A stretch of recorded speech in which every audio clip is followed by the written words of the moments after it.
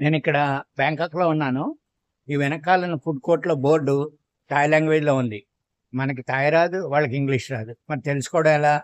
అంచేత ఒక చిన్న ట్రిక్ చూపిస్తాను మీకు. అది మీకు యూజ్‌ఫుల్‌గా ఉంటుంది. ఏ కంట్రీ వెళ్ళినా, ఎక్కడికెళ్ళినా. సో, ఈ రీల్ ఫాలో అవ్వండి. మీ ఫోన్‌లో గూగుల్ ఓపెన్ చేసుకోండి. దాంట్లో ఇదిగో లెన్స్ అని కనబడుతుంది. అక్కడ క్లిక్ చేయండి. క్లిక్ చేసి మీ ఆబ్జెక్ట్ మీద స్కాన్ చేయండి. స్కాన్ చేయగానే ఈ థాయ్ లాంగ్వేజ్‌లో చూడండి. ఇది ట్రాన్స్లేట్ అని కొడితే మీకు కావాల్సిన ఇంగ్లీష్‌లోకి ట్రాన్స్లేట్ చేస్తాను చూడండి, ఫ్రైడ్ రైస్.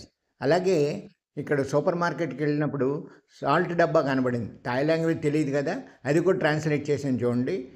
అలాగే తమిళ్ని కూడా ట్రాన్స్లేట్ చేసి చూపిస్తాను చూడండి. ఇది ఇంగ్లీష్లో ట్రాన్స్లేట్ చేశాను. Kanchipuram via Arani. So Tiruvannamalai to Tirupattur.